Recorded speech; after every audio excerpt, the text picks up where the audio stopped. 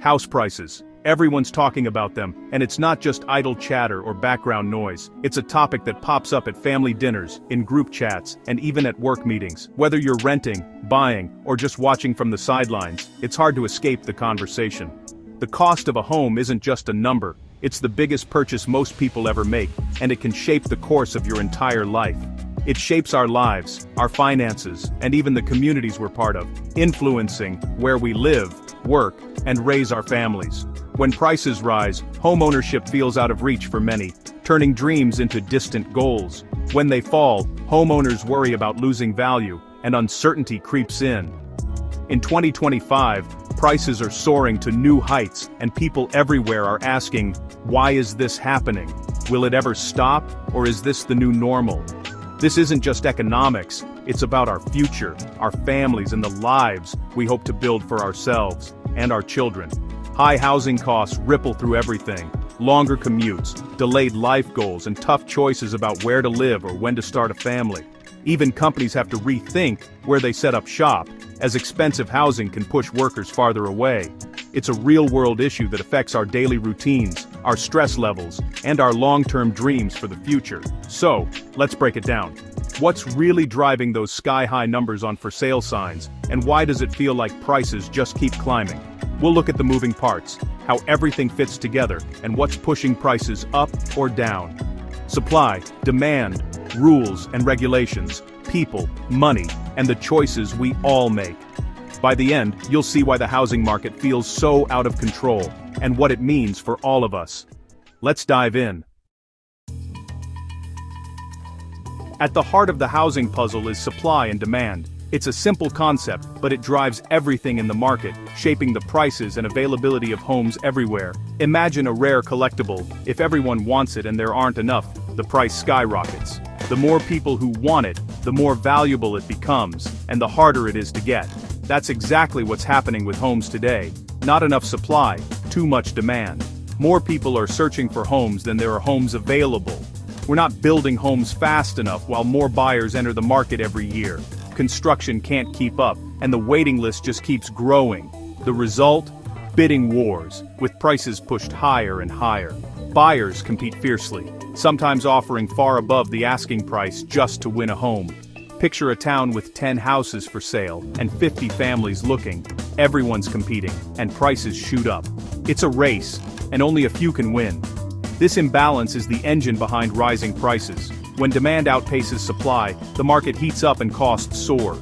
Every other factor, materials, interest rates, even government policies, feeds into this core equation. But supply and demand are always at the center. A shortage of something everyone wants always leads to higher prices. It's true for houses, just like it is for anything else in short supply. Right now, houses are the hottest commodity around. People are lining up, hoping to get their chance. Understanding this is key. It's not magic, it's basic economics. The rules are simple, but the impact is huge. Until supply and demand balance out, prices will keep climbing. The scales are tipped, and it's tough to bring them back in line. That's the reality in 2025, a market where demand keeps outpacing supply, and prices continue to rise for everyone. If supply is the problem, why not just build more houses? It's not that simple. First, land near cities is scarce and expensive. Builders spend big before construction even starts. Then come zoning laws and building codes, which slow things down and add costs. Many areas only allow single-family homes, blocking more affordable options. Labor is another hurdle. We don't have enough skilled workers, so wages rise and so do costs. Material prices, lumber, steel, concrete, have all soared. Builders pass these costs to buyers, making new homes pricier. The result? Building affordable homes is harder than ever. It's a perfect storm of obstacles. Demand is exploding, and here's why. Millennials, the largest generation, are now buying homes, creating a surge in demand. Low interest rates have made mortgages more affordable, pushing more people to buy. Real estate investors, from big companies to individuals, are snapping up homes to rent out, often outbidding families. Remote work has changed everything. People are moving from expensive cities to suburbs and rural areas, spreading the frenzy nationwide. Even once quiet towns are seeing bidding wars. More buyers, more competition, higher prices. It's not just about needing a place to live, it's about investment, lifestyle, and opportunity. The demand side is supercharged, and it's not slowing down. That's why the market feels so intense. So, we have squeezed supply and surging demand, two forces pushing prices higher and making it harder for people to find a place to live. Now let's talk about solutions that could help ease the pressure and make homes more accessible for everyone. Builders face rising costs for everything. Materials, labor, and land are all getting more expensive.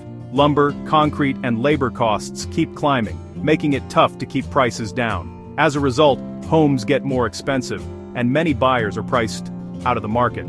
To fix this, cities can relax zoning laws, speed up permits, and encourage new construction, allowing more types of housing like duplexes, townhomes, and apartments to be built in more neighborhoods. Training more skilled workers would help ease labor shortages and speed up the building process. On the demand side, some suggest limiting investor purchases, so regular families aren't outbid by big companies.